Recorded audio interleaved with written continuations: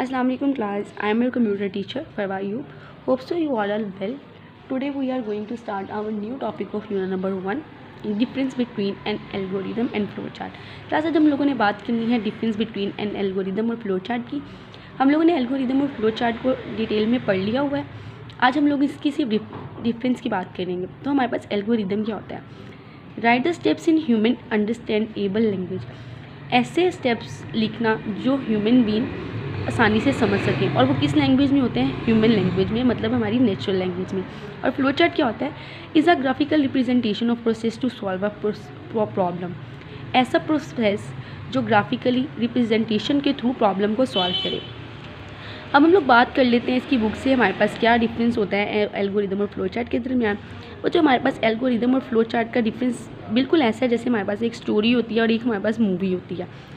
हम लोग पढ़ चुके हैं फ्लो चार्ट के बारे में भी और एल्गोरिदम के बारे में। फ्लो चार्ट वही हुआ ऐसा प्रोसेस जो ग्राफिकली रिप्रेजेंटेशन के थ्रू प्रॉब्लम को सॉल्व करे, और एल्गोरिदम क्या होता है जो हमारी नेचुरल लैंग्वेज में होता है, और ऐसे स्टेप्स होते हैं जो ह्यूमन बीइंग इजीली अंडरस्टैंड कर सकते हैं। मतलब कुछ स्टेप्स होते हैं जिसके थ्रू हम लोगों को प्रॉब्लम को सॉल्व करना होता है। आगे हमारे पास एडवांटेजेस हैं फ्लो चार्ट की, डिसएडवांटेजेस हैं। एडवांटेजेस की पहले बात करते हैं बच्चों। ईजी टू ड्रॉ, इसको हम लोग आसानी से ड्रॉ कर सकते हैं। Easy to understand problem solving easy to understand, हम लोग इसको ईजिली कर सकते हैं किसी प्रॉब्लम को सॉल्व करने के लिए। ईजी टू आइडेंटिफाई एरर्स, ये ईजिली एरर्स को आइडेंटिफाई कर लेती है। Easy to observe flow from one step to another, flow को ऑब्जर्व करना एक स्टेप से दूसरे स्टेप तक इसमें ईजी होता है। डिसएडवांटेजेस देखते हैं इसके। More time is required to draw flow chart, हमें ज़्यादा टाइम की ज़रूरत होती है एक फ्लो चार्ट को ड्रॉ करने में। Modifying a flow chart is not very easy every time, हर दफ़ा फ्लो चार्ट में मॉडिफाइंग करना, मतलब उसमें चेंजिंग करना हमारे पास आसान नहीं होती। It is not suitable for very large problem, बच्चों ये हमारे लिए सूटेबल नहीं होता लार्ज प्रॉब्लम्स के लिए, क्योंकि देखिए जितना लंबा फ्लो चार्ट होगा ना, हम लोगों को हमें आसानी से समझ ही नहीं आएगा, और हम लोग प्रॉब्लम को सही तरह सॉल्व भी नहीं कर पाएंगे। ठीक हो गया। नेक्स्ट है हमारे पास advantages of an algorithm. Algorithm की हमारे पास एडवांटेजेस क्या हैं? इजी टू राइट, हम लोग इसको आसानी से लिख सकते हैं। Techniques to write an algorithm लिखने की जो कुछ टेक्निक्स होती हैं और ईजी टू अंडरस्टैंड, वो हमें आसानी से समझ आ जाती हैं, क्योंकि वो नेचुरल लैंग्वेज में जो होता है। To solve a large problem algorithms are helpful, large problems के लिए, बड़ी प्रॉब्लम्स के लिए हमारे लिए एल्गोरिदम हेल्पफुल होता है। मतलब हमारे पास जितनी मर्जी बड़ी प्रॉब्लम हो हम लोग एल्गोरिदम्स का बना सकते हैं, जबकि फ्लो चार्ट हमारे लिए बनाना बहुत मुश्किल होता है। डिसएडवांटेजेस हैं हमारे कुछ एल्गोरिदम के। Disadvantages of an algorithm, modifying an existing algorithm is not very easy every time, एक बने हुए एल्गोरिदम में हर दफ़ा चेंज करना आसान नहीं होता। Showing the flow from one step to another is not so easy, एक स्टेप से दूसरे स्टेप फ्लो को शो करना इसमें आसान नहीं होता। Usages of go to make it difficult to identify errors, go to का यूजेज एवरेज को आइडेंटिफाई करने में इसको मुश्किल बनाता है। ठीक है। आगे क्लास हमारे पास नेक्स्ट टॉपिक है हमारा आज का टेस्ट डेटा को टेस्ट करना। After solving a problem we need to test whether the solution is correct और नॉट। जब हमने प्रॉब्लम को सॉल्व कर लिया, अब हम लोगों ने इसको टेस्ट करना है कि हमारे पास जो सोल्यूशन आया वो हमारे पास सही भी है या नहीं।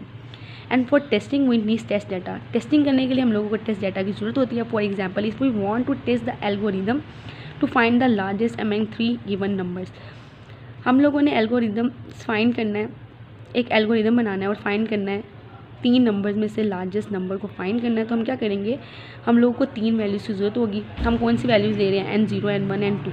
आप लोगों ने एल्गोरिदम भी इसका पढ़ा है, फ्लो चार्ट भी पढ़ा है। This value can be positive, अब ये वैल्यूज़ आप लोगों के पास पॉजिटिव भी हो सकती हैं, नेगेटिव भी हो सकती हैं, और ज़ीरो की फॉर्म में भी हो सकती हैं। For example, N0 is equal to 5, N1 is equal to 15, N2 is equal to 3, ये आप लोगों के पास पॉजिटिव वैल्यू शो कर रही हैं। N0 is equal to 27, N1 is equal to -6, N2 is equal to 35, ये आप लोग पास नेगेटिव वैल्यू शो कर रही हैं। नेक्स्ट जो है वो है N0 is equal to 24, N1 is equal to 0, N2 is equal to 10। अब इसमें N1 इज इक्वल टू 0, उसने 0 की वैल्यू भी शो करवा दी ना, मतलब कि एक दफ़ा उसने 0 में भी शो करवा दिया। So for thinking about testing के बारे में सोचने के लिए we also need to think test about test data, हमें टेस्ट डाटा के बारे में भी सोचना होता है। ठीक है। आगे क्लास उन्होंने एक एक्टिविटी आप लोगों को दी हुई है। इस एक्टिविटी में वो क्या कह रहा है कि अब आप लोगों के पास, आप लोग सपोज कर लें कि आप लोगों ने ऑटोमेटिक तरीके से अटेंडेंस लगवानी है। तो आप लोगों के स्कूल में क्या होगा कि हर क्लास के बाहर कोई ऑटोमेटिक सिस्टम लगा दिया जाएगा, कैमरा लगा दिया जाएगा। आप लोग जब जब अंदर जिस बच्चे की मतलब पिक्चर्स पहले ले ली जाएंगी बच्चों की, बच्चा एंटर क्लास में होता जाएगा, जिस बच्चे की उस डेटाबेस के अंदर पिक्चर होगी वो बच्चे की अटेंडेंस ऑटोमेटिकली तरीके से लगती जाएगी। जिसकी नहीं होगी, कोई जो न्यू आएगा उसकी अटेंडेंस नहीं लगेगी। मतलब कहने का मकसद ये है कि जैसे हम लोग थंब प्रिंट, अगर हम थंब के साथ अपनी अटेंडेंस लगवा रहे हैं तो हमारा थंब पहले से वहाँ पे उसके डाटाबेस में सेव है। तो इस तरह आपकी पिक्चर्स किस तरह क्या होंगी कि आप लोग की पिक्चर्स ले लेंगे, कंप्यूटर में सेव कर देंगे। अब जैसे जैसे वहाँ पे बच्चे क्लास में एंटर होते जाएंगे, उनकी जो अटेंडेंस होगी वो ऑटोमेटिकली तरीके से लगती जाएगी। मतलब जैसे मैं एंटर हुई, मेरी अटेंडेंस लगी, कोई और एंटर हुआ उसकी अटेंडेंस लगी, लेकिन अगर थर्ड पर्सन एंटर हुआ है और उसकी बच्चे की तस्वीर नहीं है तो उसकी अटेंडेंस नहीं लगेगी। तो ये उसने टेस्ट डाटा की दी हुई है कि अगर तो पिक्चर है तो जाएगा, बस अटेंडेंस लगेगी, अदरवाइज़ नहीं लगेगी।